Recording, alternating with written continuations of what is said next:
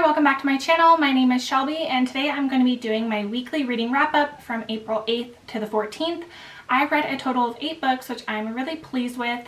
I read a combination of mostly thrillers and romance, but I did happen to read a historical fiction, which I'm really pleased with because I've been wanting to read more of them. I have a lot on my TBR. I will link all of them down below, and I'd love to hear your opinions on these books if you've read them, and let's get right into it. The first book I have to talk about is Jar of Hearts by Jennifer Hillier. I heard about this from Lisa Books and Smiles. She raved about it, so I bought it on a whim without really knowing what it was about, and I'm super glad that I did because I loved this. It is a thriller about a woman named Geo who 14 years ago her friend Angela went missing and the whole town never knew what happened to her. Well, now it is years later and her remains have been found, and Geo's boyfriend at the time in high school, he killed Angela and Geo knew about it. So now Geo is serving some time in prison for being kind of an accessory to his murder. And after he killed Angela, he went on to strangle several other women. So that is kind of a lot on Geo's shoulders to know that she could have prevented him from killing more people. And she serves her time, and now she's leaving prison and she goes back home to be with her dad. Her life is kind of ruined. And at the same time, a man named Kaiser, who used to be Angela and Geo's friend back in the day, he's a police officer and he keeps finding dead bodies of women and their birth children being dead, and they're killed kinda in the same manner as Angela was and the other people that Geo's old boyfriend killed. And they're thinking that he's striking again and that Geo might not be safe, and it has maybe something to do with her getting out of prison because he did escape prison and no one has been able to find him. So you're kind of learning about Geo and what happened 14 years ago, as well as currently with Kaiser, with Geo, and is this serial killer killing these mother and children duos, or is it someone else? And does it have anything to do with Geo? And this was a great thriller. I highly recommend it. I didn't really guess the ending and I just thought it was so good and it kept my attention, and it was a really fast read, and I'm giving this one 4.5 stars. The second book that I read is We Were the Lucky Ones by Georgia Hunter. This has been on my TBR tentatively for months. My husband bought it for me back in October for my birthday, and I finally got around to it, and I'm glad that I did. I enjoyed it. It is a World War II fiction novel. It is based on a true story of one family called the Kirk family, and they are Polish, and there are several different children in the family who are all kind of married or established in their own lives, and the parents are both still alive. And when World War II breaks out, the whole family gets separated. Some are sent to work camps, some are living in the Jewish ghettos.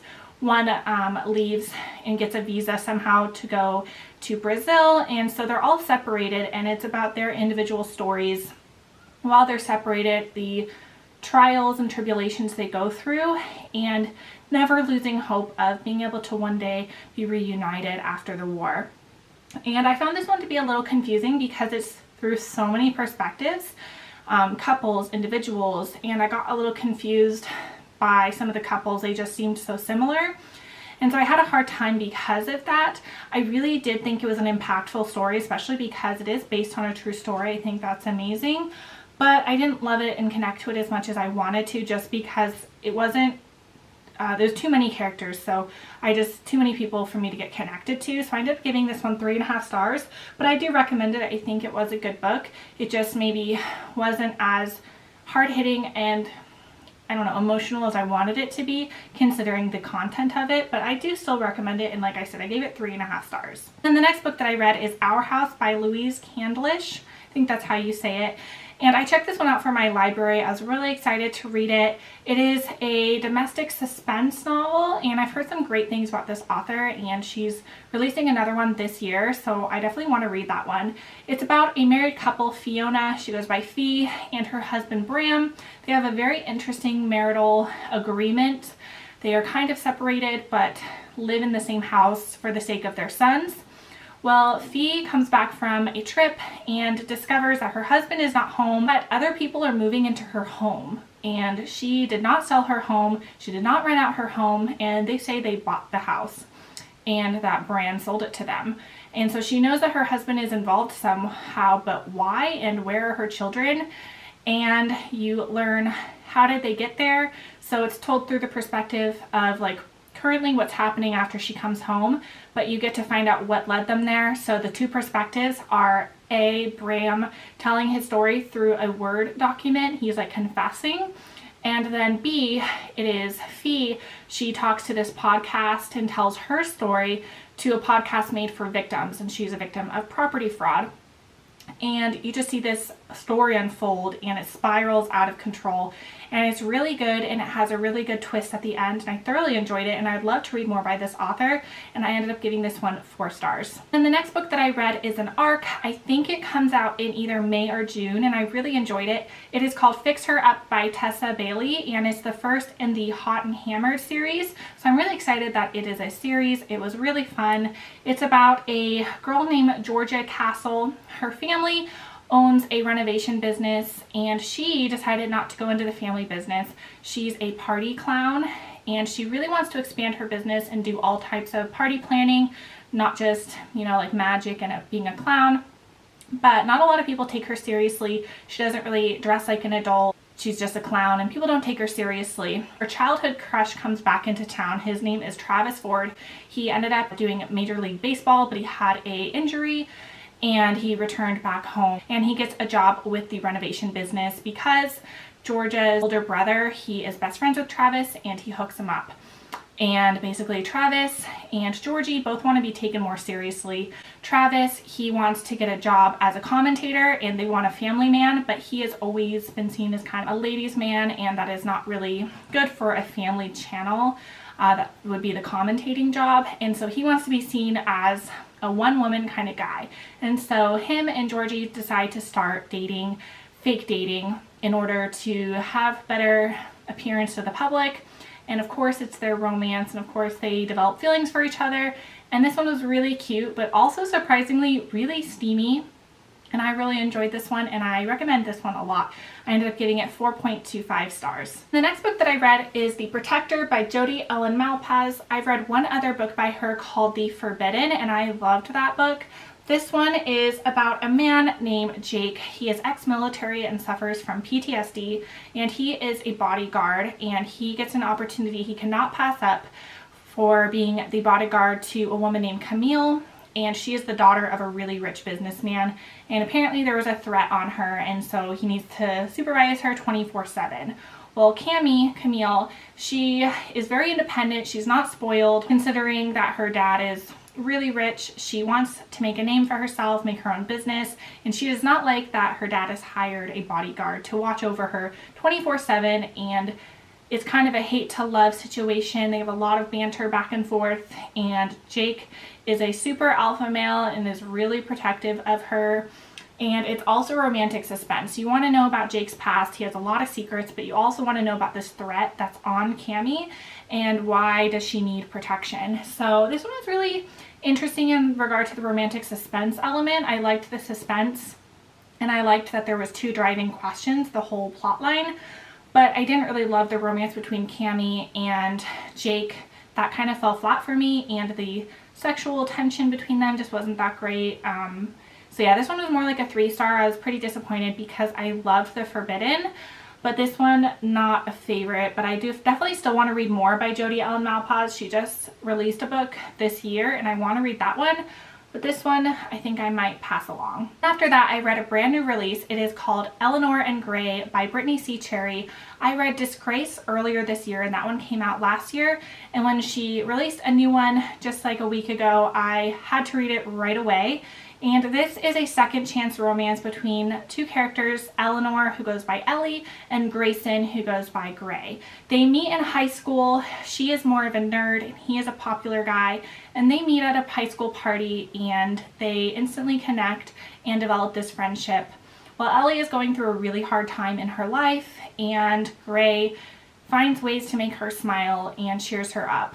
And well, they have this romance ensue between them, but life tears them apart, and they try to keep in touch, but life just doesn't want them to be together, and so they go their separate ways, and I think they're pretty heartbroken.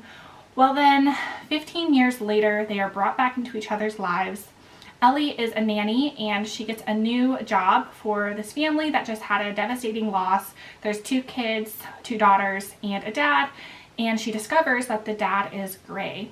And he is nothing like the Gray that she remembers. He's now cold as ice and he doesn't really have much emotion except sadness.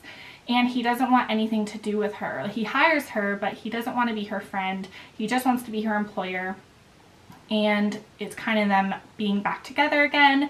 And of course, their romance is rekindled and it is their story. This is definitely more than just a romance. It has to do a lot with grief and loss. And this one had me crying so much. It hit home for me. And I love this book. I gave it 5 stars. I would have given it 6 if I could. It was just so good. It was, like I said, way more than a romance, and it touched my heart so much, and I would recommend this to anyone. I wanted to go and buy a paperback version, but right now it's only in Kindle. But yeah, I absolutely loved this book. And then after that, I read The Loyal Wife by Natalie Borelli. I had this one on my Kindle and I just wanted to pick something that was quick, and this one definitely was. It is about a married couple named Tamara and Mike, and Tamara is the traditional trophy wife. She's very loyal, she's beautiful, and she discovers that Mike is cheating on her. And she wants to get revenge on him because no one cheats on Tamara. And she at first wants to divorce him, but she realizes she has no job experience, she has no money, everything's in his name, and so she has to stay with him. So instead, she seeks revenge to make sure that he can't leave her. And she knows some dirty stuff about him from his past, and she starts trying to hang it over his head. And so most of the book is not about that. Only the first third is, and the rest kind of goes off this plot line, which I was really disappointed about because I liked the idea of a scorned wife taking revenge on her husband. But after the first third, it definitely veers away from that, and I was pretty disappointed. The ending didn't wrap up the way I wanted it to. It just was too perfect. It was too quick, and that was pretty disappointing for me. So I ended up giving this one 2.5 stars, and I'm just glad I don't own a physical copy. But yeah, it was okay. And the last book that I read is Arrogant Devil by R.S. Gray. I read another R.S. Gray last week and I loved it. And this one is another hate to love romance. It's a romantic comedy kind of story, and it is about a woman named Meredith who leaves her husband in the middle of the night. And she leaves California and takes a plane to Texas because that's where her half-sister lives. But unfortunately, her half-sister is out of town for the unforeseeable future. So her sister offers her to go to the ranch that she works at and that Jack will give her a job. So her half-sister calls in a favor with her employer, and Jack owns this Bluestone ranch and basically gives Meredith a job. But he does not like Meredith off the bat. He thinks she is just a city slicker, she's a princess and does not know how to do hard work, and he gives her the job of being the maid because his maid recently quit. So it is their romance, and this one was really cute. They definitely had some good banter between them, definitely a lot of hate and then a lot of love as well.